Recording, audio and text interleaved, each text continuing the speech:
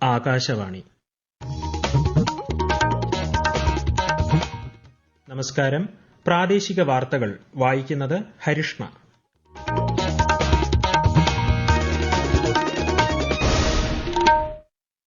പ്രധാന വാർത്തകൾ.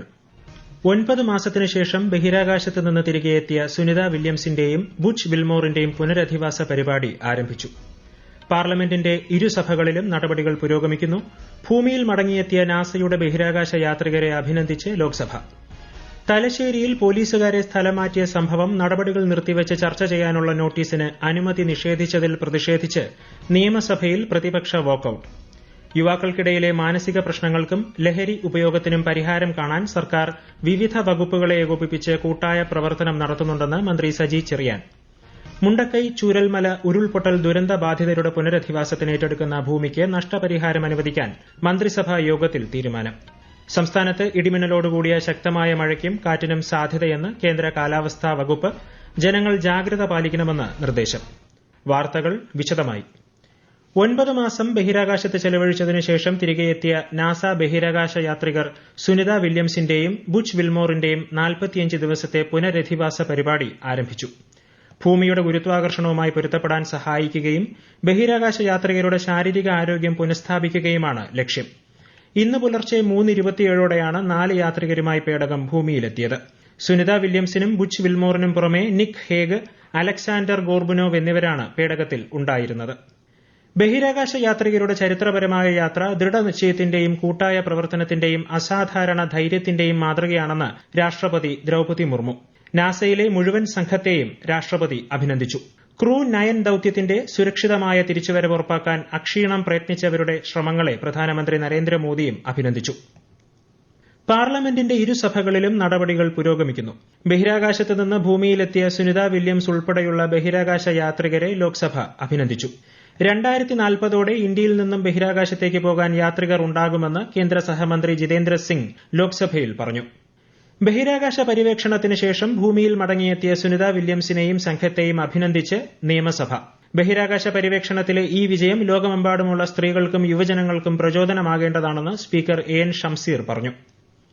നിയമസഭയിൽ പ്രതിപക്ഷ വാക്കൌട്ട്. നടപടികൾ നിർത്തിവയ്ക്കുന്നതിനുള്ള ഉപക്ഷേപ നോട്ടീസിന് സ്പീക്കർ അനുമതി നിഷേധിച്ചതിൽ പ്രതിഷേധിച്ചാണ് പ്രതിപക്ഷം സഭ വിട്ടിറങ്ങിയത്.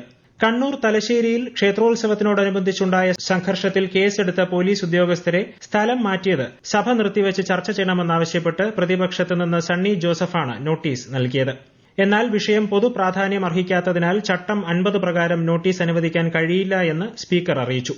വിഷയം സബ്മിഷനായി സഭയിൽ അവതരിപ്പിക്കാമെന്നും സ്പീക്കർ പറഞ്ഞു.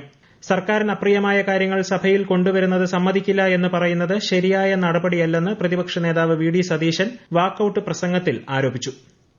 സിനിമകളിൽ ലഹരി ഉപയോഗവും അക്രമവാസനയും പ്രോത്സാഹിപ്പിക്കുന്ന രംഗങ്ങൾ തടയുന്ന കാര്യം കേന്ദ്ര വാർത്താവിതരണ പ്രക്ഷേപണ മന്ത്രാലയത്തിന്റെയും സെൻസർ ബോർഡിന്റെയും ശ്രദ്ധയിൽപ്പെടുത്തിയതായി മന്ത്രി സജി ചെറിയാൻ.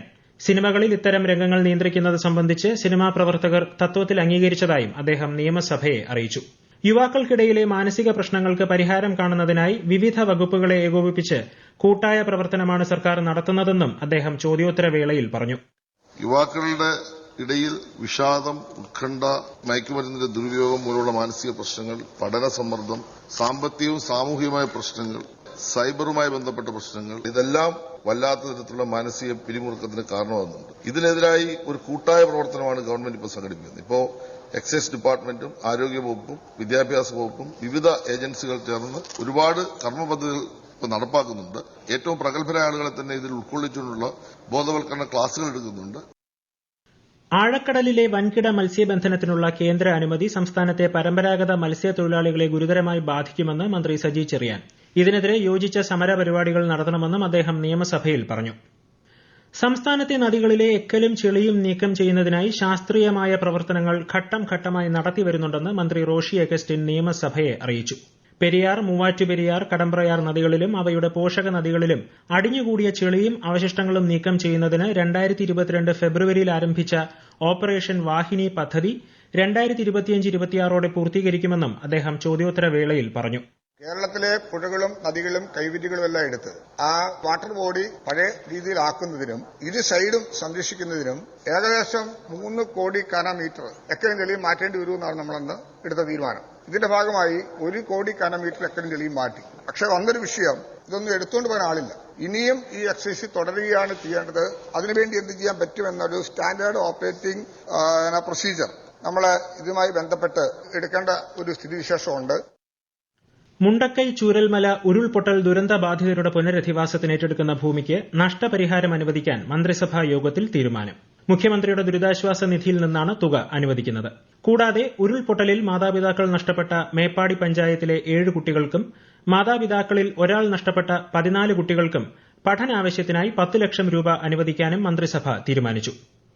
ഈ വാർത്തകൾ ആകാശവാണിയിൽ നിന്ന്. ആകാശവാണി വാർത്തകളും വാർത്താ അധിഷ്ഠിത പരിപാടികളും all India radio news Thiruvananthapuram YouTube ചാനലിലും @all India radio news Thiruvananthapuram Facebook പേജിലും AIR ന്യൂസ് _തിരുവനന്തപുരം ഇൻസ്റ്റഗ്രാം അക്കൌണ്ടിലും @AIR ന്യൂസ് _TVM X ഹാൻഡിലും ലഭ്യമാണ്. കേന്ദ്ര വിനോദസഞ്ചാര വകുപ്പ് മന്ത്രി ഗജേന്ദ്ര സിംഗ് ഷെഖാവത്തുമായി മന്ത്രി PA മുഹമ്മദ് റിയാസ് കൂടിക്കാഴ്ച നടത്തി.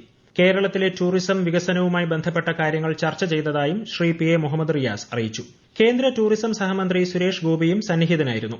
സംസ്ഥാനത്ത് ബീച്ച് ടൂറിസം വികസിപ്പിക്കുന്നതിന് തീരദേശ നിയന്ത്രണ മേഖലാ നിയമങ്ങളിൽ ഇളവ് കൊണ്ടുവരുന്നത് സംബന്ധിച്ചും വെൽനസ് ടൂറിസത്തിന് പ്രത്യേക പദ്ധതി അനുവദിക്കുന്നത് സംബന്ധിച്ചും കേന്ദ്രമന്ത്രിയുമായി ചർച്ച നടത്തി. വാഗമൺ അന്താരാഷ്ട്ര ടോപ്പ് ലാൻഡിംഗ് ആക്യുറസി കപ്പ് ഇന്ന് മുതൽ 23 വരെ വാഗമൺ അഡ്വഞ്ചർ പാർക്കിൽ നടക്കും. 75 മത്സരാർത്ഥികളും 40-ലധികം വിദേശ ഗ്ലൈഡറുകളും ഫെസ്റ്റിവലിൽ പങ്കെടുക്കും. വിശദാംശങ്ങളുമായി ആകാശവാണി ഇടുക്കി ജില്ലാ പ്രതിനിധി Ratheesh Krishna. Kerala adventure tourism promotion സൊസൈറ്റിയും ഇടുക്കി ജില്ലാ ടൂറിസം പ്രൊമോഷൻ കൌൺസിലും സംയുക്തമായാണ് ഫെസ്റ്റിവൽ സംഘടിപ്പിക്കുന്നത്. വാഗമണ്ണിലെ പാരാഗ്ലൈഡിംഗ് സാധ്യതകൾ അന്താരാഷ്ട്ര തലത്തിലെത്തിക്കുക, സാഹസിക ടൂറിസത്തിൽ കേരളത്തെ ലോകത്തിന് മുന്നിൽ പ്രദർശിപ്പിക്കുക എന്നിവയാണ് ഫെസ്റ്റിവലിലൂടെ ടൂറിസം വകുപ്പ് ലക്ഷ്യമിടുന്നത്. 5 ദിവസം നീണ്ടു നിൽക്കുന്ന പാരാഗ്ലൈഡിംഗ് ഫെസ്റ്റിവലിൽ 25ഓളം രാജ്യങ്ങളിൽ നിന്നുള്ള വിദേശ മത്സരാർത്ഥികളും ഇന്ത്യയിലെ 10-ലധികം സംസ്ഥാനങ്ങളിൽ നിന്നുള്ള ആഭ്യന്തര മത്സരാർത്ഥികളും പങ്കെടുക്കും. ആശാപ്രവർത്തകരെ വീണ്ടും ചർച്ചയ്ക്ക് വിളിച്ച് NHM സ്റ്റേറ്റ് മിഷൻ. ഇന്ന് ഉച്ചയ്ക്കാണ് ചർച്ച.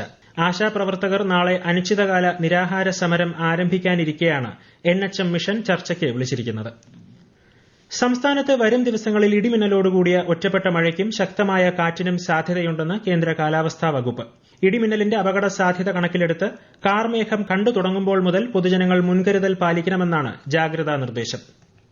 ഗാനരചയിതാവ് മങ്കൊമ്പ് ഗോപാലകൃഷ്ണന് സാംസ്കാരിക കേരളം ഇന്ന് വിട നൽകും. എറണാകുളം ടൌൺ ഹാളിലും തൈക്കൂടത്തെ വീട്ടിലുമാണ് പൊതുദർശനം. ഉച്ചയ്ക്ക് 2-ന് തൃപ്പൂണിത്തുറ ശ്മശാനത്തിലാണ് സംസ്കാരം. കൊല്ലം കോർപ്പറേഷൻ പരിധിയിലെ കടപ്പാക്കട മുതൽ കരിക്കോട് വരെയും QAC റോഡിന്റെ ഇരുവശങ്ങളിലുമായി പ്രവർത്തിക്കുന്ന അനധികൃത വഴിയോര കച്ചവടങ്ങൾ, തട്ടുകടകൾ എന്നിവ ഒഴിപ്പിക്കാൻ നടപടി ആരംഭിച്ചു. ഗതാഗത തടസ്സവും കാൽനട യാത്രക്കാർക്ക് പ്രയാസവും ഉണ്ടാക്കിയിരുന്ന കടകളാണ് ഒഴിപ്പിച്ചത്.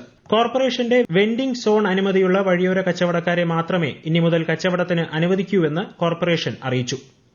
ഖേലോ ഇന്ത്യ പാരാ ഗെയിംസ് 2025 നാളെ തുടക്കം. 6 ഇനങ്ങളിലായി 1300-ലധികം പാരാ അത്ലറ്റുകൾ ഗെയിംസിൽ മത്സരിക്കും. ഈ മാസം 27 വരെയാണ് ഖേലോ ഇന്ത്യ പാരാ ഗെയിംസ് നടക്കുന്നത്. ആകാശവാണി കോഴിക്കോട് നിലയത്തിന്റെ 75ാം വാർഷികാഘോഷ പരിപാടികളുടെ ഭാഗമായി ഒരു ദേശത്തിന്റെ കഥ ചരിത്ര സെമിനാറിൽ ഡോക്ടർ MR രാഘവ വാര്യർ ആമുഖ പ്രഭാഷണം നടത്തി. കോഴിക്കോടിന്റെ ചരിത്ര മുഹൂർത്തങ്ങൾ വിർച്വൽ റിയാലിറ്റിയിലൂടെ അനുഭവിച്ചറിയാൻ സെമിനാറിൽ അവസരമൊരുക്കി. രാജ്യത്തെ ഓഹരി വിപണികളിൽ നേട്ടം. ബോംബെ ഓഹരി സൂചിക സെൻസെക്സ് 183 പോയിന്റ് ഉയർന്ന് 75,494-ലും ദേശീയ ഓഹരി സൂചിക നിഫ്റ്റി 70 പോയിന്റ് കൂടി 22,904-ലും വ്യാപാരം തുടരുന്നു. സ്വർണ്ണവിലയിൽ വർധന.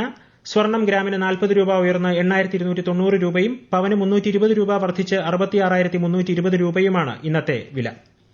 പ്രധാന വാർത്തകൾ വീണ്ടും. 9 മാസത്തിനു ശേഷം ബഹിരാകാശത്ത് നിന്ന് തിരികെ എത്തിയ സുനിത വില്യംസിന്റെയും ബുച്ച് വിൽമോറിന്റെയും പുനരധിവാസ പരിപാടി ആരംഭിച്ചു. പാർലമെന്റിന്റെ ഇരുസഭകളിലും നടപടികൾ പുരോഗമിക്കുന്നു. ഭൂമിയിൽ മടങ്ങിയെത്തിയ നാസയുടെ ബഹിരാകാശ യാത്രികരെ അഭിനന്ദിച്ച് ലോക്സഭ. തലശ്ശേരിയിൽ പോലീസുകാരെ സ്ഥലം മാറ്റിയ സംഭവം നടപടികൾ നിർത്തിവച്ച് ചർച്ച ചെയ്യാനുള്ള നോട്ടീസിന് അനുമതി നിഷേധിച്ചതിൽ പ്രതിഷേധിച്ച് നിയമസഭയിൽ പ്രതിപക്ഷ വാക്കൌട്ട്. യുവാക്കൾക്കിടയിലെ മാനസിക പ്രശ്നങ്ങൾക്കും ലഹരി ഉപയോഗത്തിനും പരിഹാരം കാണാൻ സർക്കാർ വിവിധ വകുപ്പുകളെ ഏകോപിപ്പിച്ച് കൂട്ടായ പ്രവർത്തനം നടത്തുന്നുണ്ടെന്ന് മന്ത്രി സജി ചെറിയാൻ. മുണ്ടക്കൈ ചൂരൽമല ഉരുൾപൊട്ടൽ ദുരന്തബാധിതരുടെ പുനരധിവാസത്തിന് ഏറ്റെടുക്കുന്ന ഭൂമിക്ക് നഷ്ടപരിഹാരം അനുവദിക്കാൻ മന്ത്രിസഭാ യോഗത്തിൽ തീരുമാനം.